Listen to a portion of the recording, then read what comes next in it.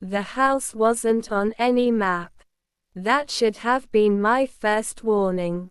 I found it while driving through rural Pennsylvania, following a GPS shortcut that suddenly rerouted me off the highway.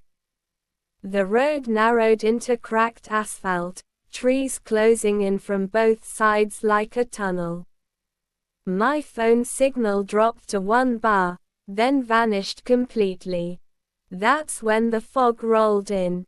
It wasn't natural fog. It moved with intention, thick and low, swallowing the road behind me. I slowed the car, heart pounding, until my headlights caught something ahead. A house. Old.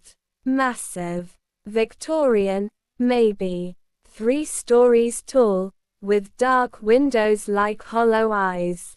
A crooked iron gate stood open, creaking softly as if inviting me in.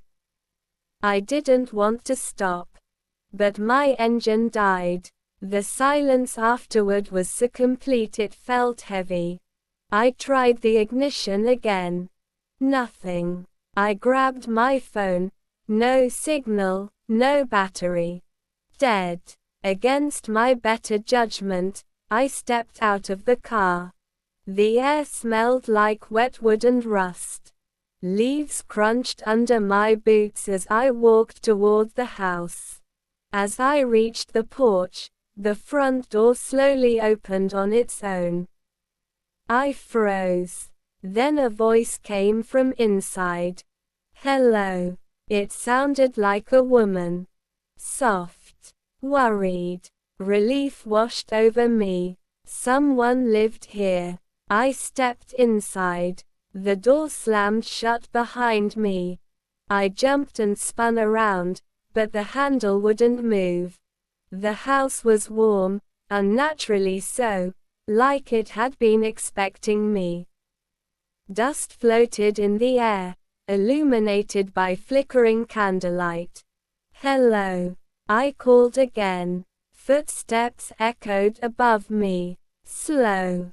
Heavy. A woman appeared at the top of the stairs.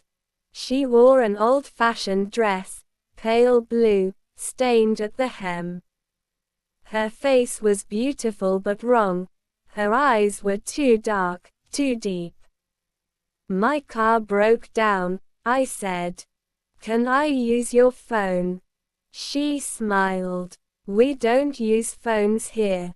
Before I could respond, the lights went out. Darkness swallowed everything. Then the whispering began. Not one voice, dozens.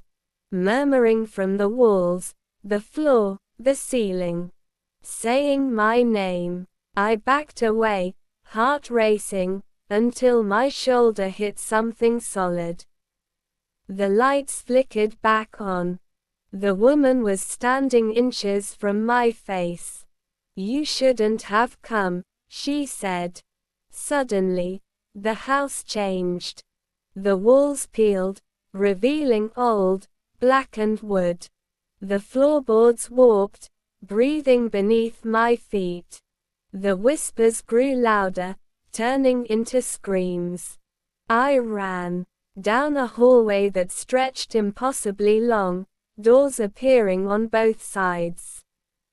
Each door I passed began to knock, from the inside. Bang, bang, bang. "Help us. Please. Don't leave." I burst through the nearest door and slammed it shut behind me. Inside was a child's bedroom. Toys lay scattered across the floor, coated in dust. A rocking horse moved gently on its own. On the bed sat a little boy, no older than 7. He looked up at me. "You can hear us, can't you?" he asked. My throat went dry. "Hear who?" "The house," he said. "It talks to people who are almost ready." The walls began to pulse, veins of dark mold crawling across them like living things.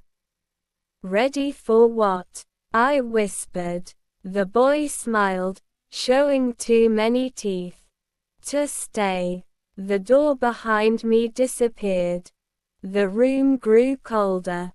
The boy faded, his body dissolving into shadows that soaked into the walls.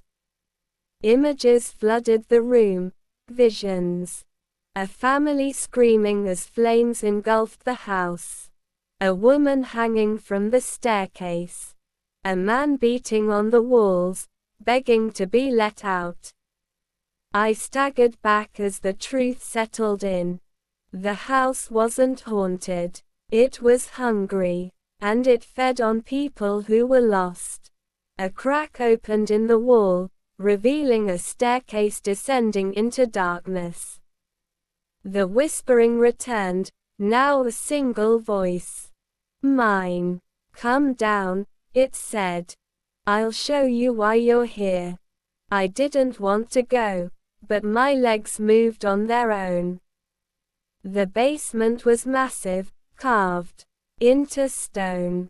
Candles lined the walls, illuminating hundreds of faces frozen in agony, people trapped inside the walls, their mouths open mid-scream. At the center stood the woman from before. This house was built on a crossroads, she said. A place where lost souls gather. Over time, it learned to speak.